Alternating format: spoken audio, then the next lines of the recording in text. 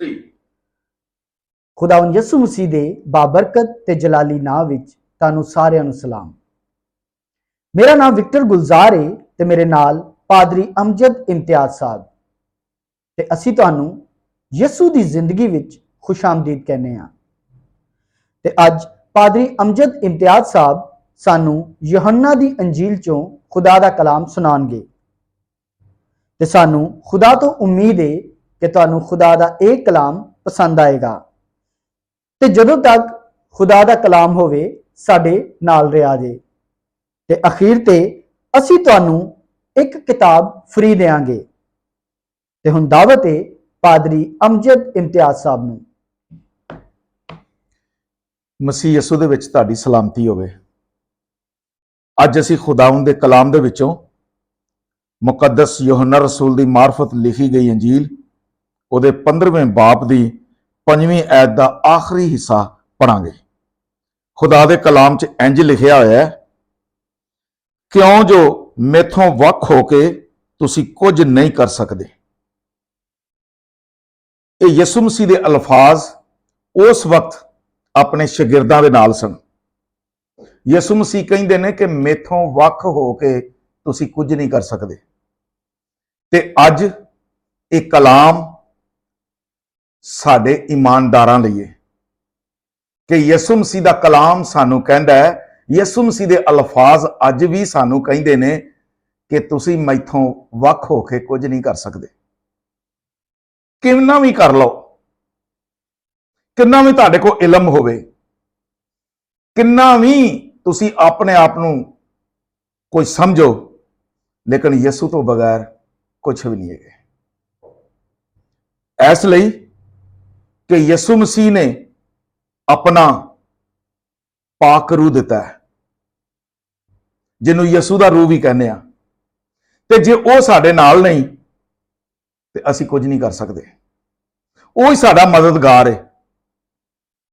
ते जमीन ते मददगार यसू दा रूह है, यानी पाक रूह है, ते उत्ते यसू मसीह आप है। ते जिन्नी देर तक आसमान तो इंसान नू कुछ मिलता नहींगा, उन्नी देर तक कुछ नहीं कर सकता। इसलिए कि यसू ही खजाने वंडदा है। ते यसू मसीह दे अल्फाज ये ने कि तुसी मेथों वख होके कुछ नहीं कर सकते। अज दे ईमानदार यह जान लैन कि कोई कहता है कि मैं तौबा कर ली ते बपतिस्मा लै लिया ते मैं खुदा दे नाल चलना ते मेरे लिए इन्ना ही बड़ा है। कोई कहता है कि मैं खुदा दी हजूरी दे विच हुन्ना वां ते मसे ना भरिया होया वां ते मैनू बहुत कुछ मिल गया, इन्ना ही बहुत है। लेकिन नहीं, खुदा दा कलाम रोमियो 8 बाब च कहंदा है, बड़ी खास गल लिखी है कि जिन्ने खुदा दे रूह दी हदायत ना चलते ने वो ही खुदा दे बेटे ने। ते याद रख लो, जे रूल कुछ ना तुसी मामूर हो, भरे हुए हो, ते जे रूल कुछ की मर्जी पूरी नहीं करते तो कुछ भी नहीं। जे तुसी ना तुसी खुदा दे बेटे हो ते ना खुदा दी मर्जी नू पूरा करने वाले हो। ये तुसी यसू तो वख हो। ते जे रूह ना भरे हुए हो ते खुदा दी मर्जी ते चलते हो। खुदा दी मर्जी ना चलना बड़ा जरूरी है कि जेड़ा उहदी मर्जी नाल नहीं चलता, खुदा उहनूं कहंदा है कि ये मेरे तो वख है, ये वखरा है, जो मेरे ताबे नहीं, मेरी फर्मा बरदारी च नहीं। ते खुदा दी फर्मा बरदारी च रहन लई जरूरी है कि असीं उहदा आखा मन्नीए, उहदी मर्जी नूं पूरियां करिए। ते उहदी मर्जी किवें पूरी कीती जांदी है कि अज दे दौर दे विच असीं खुदा दे नाल चलने ते जरूर हाँ, लेकिन जो वो कहंदा है वो करना भी जरूरी हुंदा है। जे खुदा कहंदा कि उठ फलां जगह जा ते सानू जाना पेगा, लेकिन असीं निकलदे नहीं घरों। जे खुदा कहंदा जा अपने दुश्मन कोल ते असीं अपने दुश्मन कोल जाना पसंद नहीं करते। असीं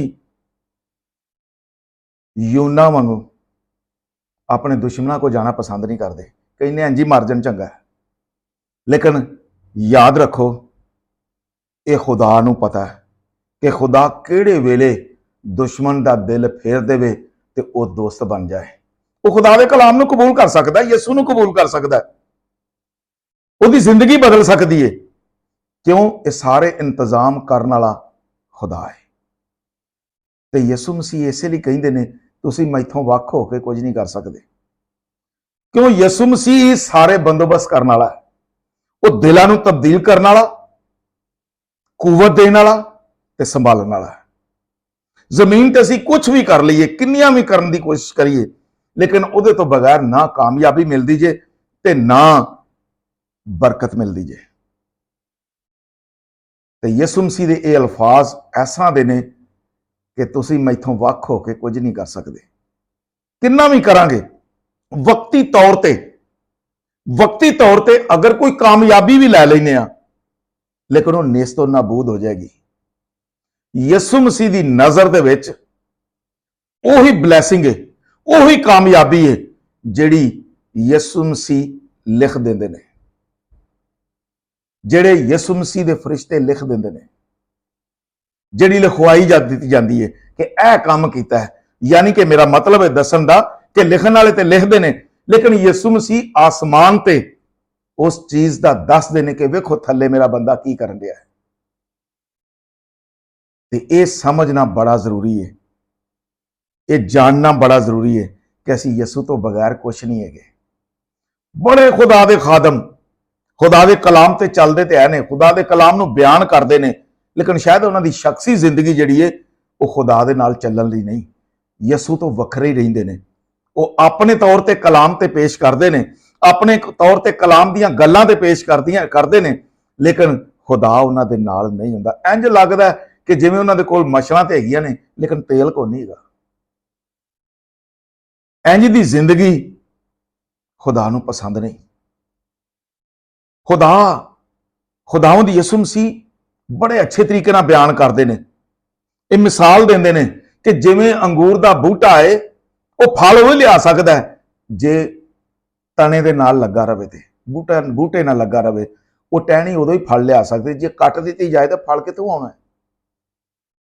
ते यसू मसीह तो बगैर असी कुछ भी नहीं हाँ। साडी रूहानी जिंदगी कुछ नहीं, दुनियादारी की जिंदगी भी कुछ नहीं।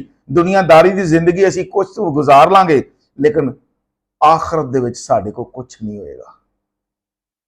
इस लई इत्थे जिहड़ी जमीनी जिंदगी गुजारने आ वो तो तुहाडी चंगी थोड़ी जी हो सकती है, लेकिन खुदा की नज़र ते खुदा के सामने जो जाना है तो उदों फिर असीं जीरो हो जाएंगे। क्यों? साडा कोई काम खुदा की मर्जी का नहीं होएगा। इसलिए अज मैं अजीजो जिहड़ी गल तुहानूं दसना चाहना कि अपनी जिंदगी खुदा दे नाल गुजारने ते असीं है वां, लेकिन खुदा की मर्जी नूं पूरियां किवें नहीं करदे। कहंदा कि मेरे तो जुदा होके तुसीं कुछ नहीं कर सकते। इसलिए यसू दे नाल शख्सी जिंदगी का शख्सी तारफ जरूर रखो, शख्सी दुआ जरूर रखो, ताकि तुसीं ओदी मर्जी जान सको ते उहनूं पूरियां कर सको, ताकि असीं कह सकीए, खुदा भी कह सके कि वाकई ये मेरे नाल जुड़िया होया है ते वाकई खुदा तो अलग होके असीं कुछ नहीं जे कर सकते। खुदा तुहानूं बरकत देवे। 3 मैं यकीन करना कि ਤੁਹਾਨੂੰ पादरी अमजद इम्तियाज साहब ने जो खुदा ਦਾ ਕਲਾਮ ਸੁਣਾਇਆ ਹੈ ਪਸੰਦ ਆਇਆ ਹੋਵੇਗਾ। ਤੇ ਹੁਣ ਅਸੀਂ ਤੁਹਾਨੂੰ ਇਹ ਕਹਿੰਦੇ ਆ ਕਿ ਇਹ ਕਲਾਮ ਦੂਜਿਆਂ ਨੂੰ ਵੀ ਦੱਸੋ ਤਾਂ ਕਿ ਦੂਜਿਆਂ ਨੂੰ ਵੀ ਫਾਇਦਾ ਹੋਵੇ।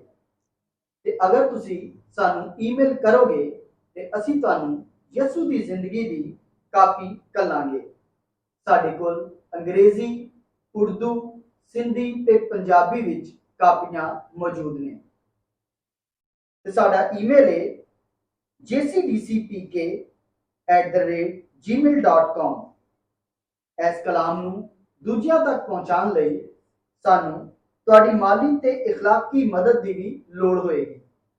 ਇੱਕ ਵਾਰੀ ਫੇਰ ਯਿਸੂ ਦੀ ਜ਼ਿੰਦਗੀ ਨੂੰ ਸੁਣਨ ਲਈ ਸ਼ੁਕਰੀਆ। ਮੇਰਾ ਨਾਮ ਵਿਕਟਰ ਗੁਲਜ਼ਾਰ ਹੈ ਤੇ ਅਸੀਂ ਉਮੀਦ ਕਰਦੇ ਹਾਂ ਕਿ ਤੁਸੀਂ ਸਾਡੇ ਨਾਲ ਛੇਤੀ ਰਾਬਤਾ ਕਰੋਗੇ। ਖੁਦਾਵੰਦ ਤੁਹਾਨੂੰ ਬਰਕਤ ਦੇ।